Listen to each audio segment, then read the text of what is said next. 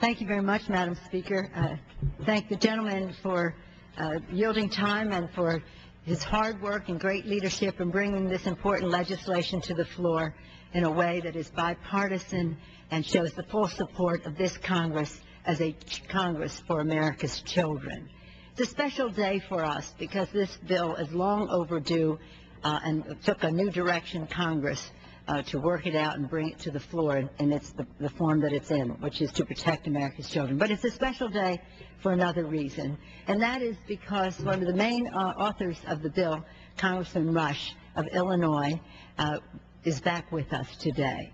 We are all family, and to have our family member return in good health is really something very special to us.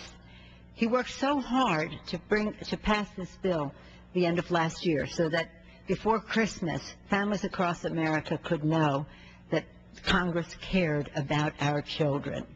The bill passed on a suspension calendar with over strong bipartisan vote with the support of community groups that care about children.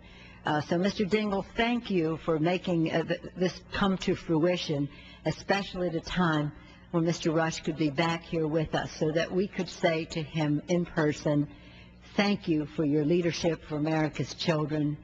We love you.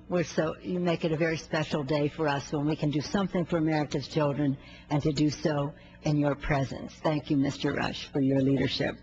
This bill is necessary because does anybody not know that I'm a grandmother? My husband always says, I just wonder how far into your speech it is before you start talking about your grandchildren. But as a mother of 5 and a grandmother of 7, and as a person who observes a wider range of children in our extended family, I know that we moms and parents want to do everything they can to do the best for their children. But we have our limitations.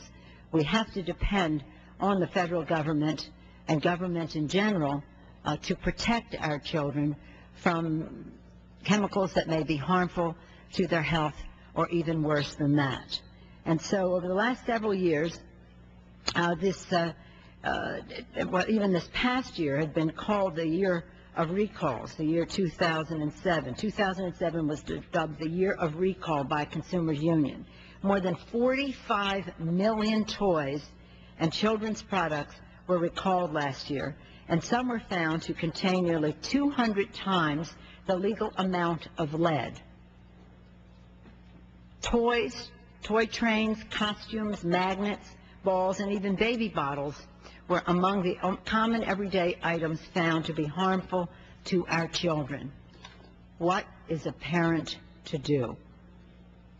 This year, dangerous toy and product recalls are happening at an even swifter rate.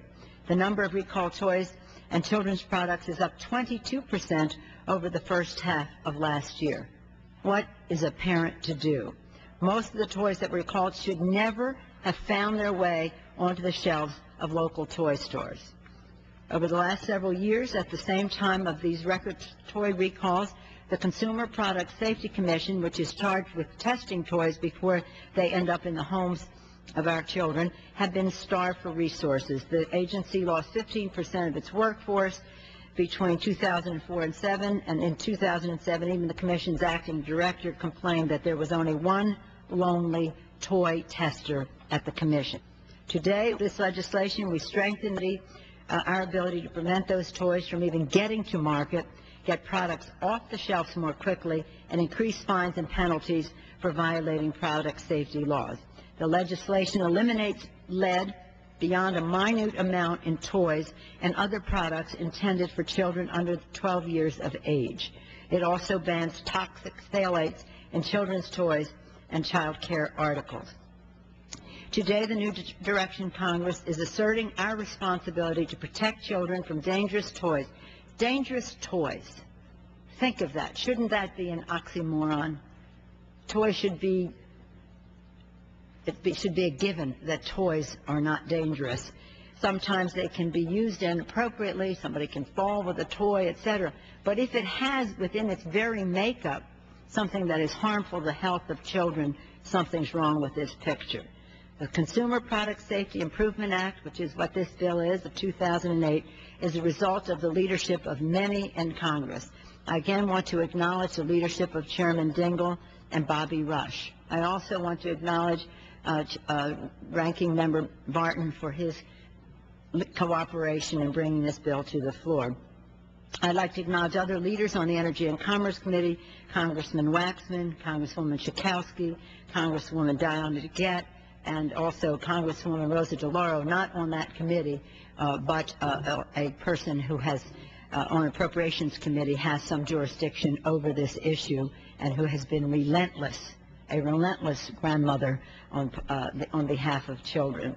So I would salute this as a bipartisan effort on behalf of our nation's most valuable resource, our children, because it is our sacred duty to protect them.